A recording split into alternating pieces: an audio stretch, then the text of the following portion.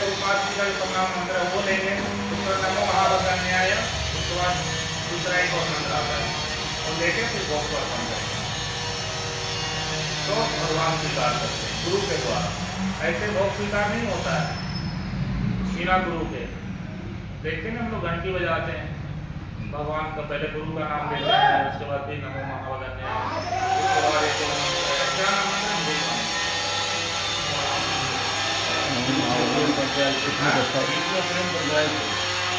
नमो महावदन कृष्ण पेष्ठाय भूतले श्रीमती भक्ति वेदांत स्वामिनिति नामिने नमस्ते सरस्वती देवी गौरवाणी प्रचारिणे। एक और आता है उसमें, भूल रहा हूँ मैं तो डेली बोल रहा था क्लास में, कोई हो जाता है कभी कभी।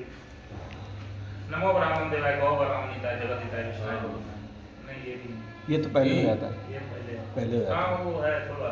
कृष्ण प्रेम प्रदाय थे, कृष्ण कृष्ण चैतन्य, कृष्णाय कृष्ण चैतन्य नाम ने गौर। हाँ उसके बाद आता है नमो ब्राह्मण देवाय गौ ब्राह्मण हिताय जो जगत हिताय कृष्णाय गोविंदाय नमो नमः। तो एक भक्त, किंतु यदि भक्त ना हो तो बात करें, यदि भक्त ना हो तब कृष्ण स्वादिष्ट अथवा स्वादहीन किसी भी भोजन को पसंद नहीं करते, वो इसे स्वीकार ही नहीं करते। एक भक्त कहते हैं भारत में भगवान शिला गुरु कहते हैं ओ भारत भारत की चर्चा मत करो, पर पाद जी कहते हैं भारत भारत की चर्चा मत करो। वो अमेरिका में थे तो उनको भारत की याद आ गई, क्योंकि ये जन्मभूमि भारत में कृष्ण भगवान जहाँ सही होता है भारत। भारत का नाम सुनते ही इतना टेस्ट आ जाता है, आदमी कहीं अगर विदेश में रहे अब खाली बोलते उसको भारत। भारत में क्या नहीं है, भारत को सोने की चिड़िया बोला गया है। क्यों बोला गया है? भारत में हर चीज है, विदेश हम लोग को जाने की जरूरत नहीं है, जो चीज यहाँ है वो कहीं नहीं है।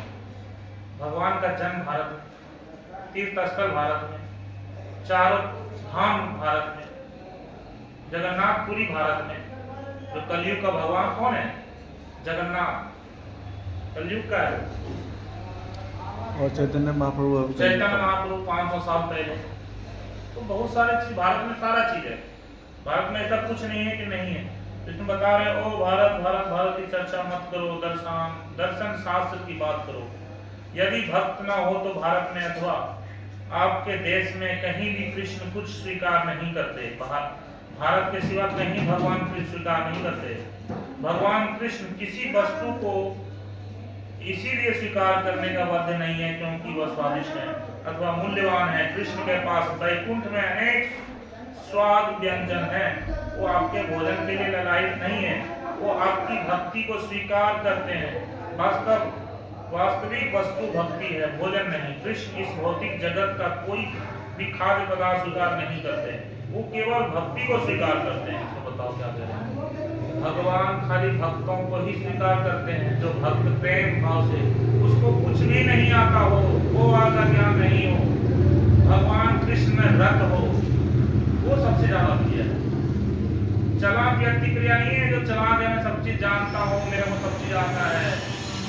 हमारे गुरु महाराज थे, कहीं भी जाते थे क्या करते, एक ही माधवनपुरी का चर्चा करते थे, बड़ा सुंदर आनंद आता था सुनने में। ये कोई नहीं कह सकता नहीं, लेकिन गुरु महाराज ऐसे सरल थे। ऐसे अभी कुछ दिन पहले हुआ था कि दो प्रभु जी लड़के आ गए 2 ग्रुप से और महाराज को शिकायत लगाने लगे।